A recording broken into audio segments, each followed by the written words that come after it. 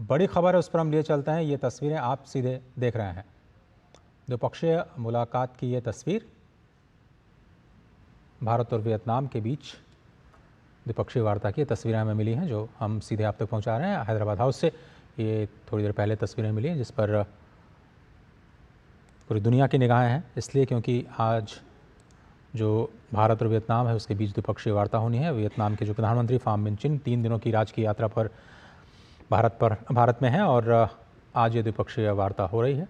और इस भारत दौरे का उद्देश्य दोनों देशों के बीच में द्विपक्षीय संबंध, खासतौर पर रक्षा संबंध और आर्थिक सहयोग, इन दोनों ही मोर्चों पर दोनों देश किन मुद्दों पर सहमत होते हैं, किन फैसलों पर सहमत होते हैं, उसकी जानकारी अब से थोड़ी देर में साझा की जाएगी। वो कौन से मुद्दे हैं जिन पर दोनों देशों के बीच में हस्ताक्षर हुए हैं।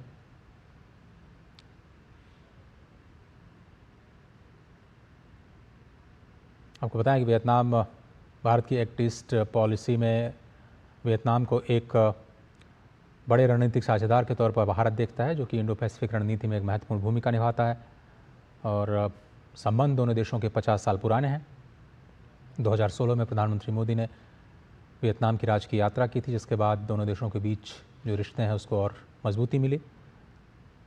लेकिन रणनीतिक साझेदारी, खासतौर पर रक्षा के क्षेत्र में भारत ने पहल की और दिसंबर 2020 में दोनों देशों ने शांति, समृद्धि और पीपल टू पीपल कनेक्शन को लेकर के एक संयुक्त दृष्टिकोण अपनाया। 2021 से 23 के बीच में एक कार्य योजना पर भी हस्ताक्षर किए थे।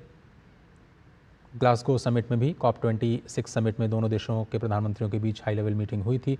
और आसियान समिट, G7 समिट और COP28 समिट में भी लगातार दोनों ही नेता मिलते रहे हैं। भारत और वियतनाम के बीच जो संबंध है, ख़ासतौर पर रणनीतिक और आर्थिक तौर पर उसको और ज़्यादा बेहतर बनाने के लिए वियतनाम के प्रधानमंत्री ने अपील की है। उन्होंने कहा है कि जो द्विपक्षीय कारोबार दोनों देशों के बीच 11-12 अरब डॉलर का है, उसको बढ़ाने की ज़रूरत है।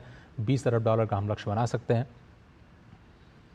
और बहुत ज़्यादा ट्रेड इम्बैलेंस भी नहीं है दोनों देशों के बीच में। हालांकि China+1 का जो फ़ायदा है वो दोनों ही देशों को हो रहा है। पूरी दुनिया इस वक्त देख रही है कि एक ऑप्शन के तौर पर वियतनाम और भारत को देखा जाता है। चाइना में जो मैन्युफैक्चरिंग हो रही है उसके, ये दोनों देश कैसे और नज़दीक आते हैं और कैसे आपस में सहयोग को बढ़ावा देते हैं।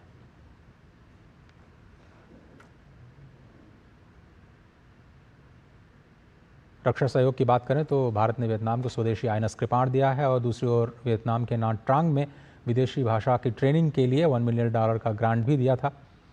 और 2022 की जून में भारत ने वियतनाम को 12 हाई स्पीड गार्ड बोट भी सौंपी थी। करीब 1.5 साल बाद हनोई में दोनों देशों की जो सेनाएं हैं उन्होंने साझा युद्धाभ्यास भी किया था। और इसलिए ये समझना ज़रूरी है कि रक्षा क्षेत्र में सहयोग कैसे आगे बढ़ता है और आर्थिक तौर पर जो ये साझेदारी है उसको दोनों देश कैसे आगे बढ़ाते हैं।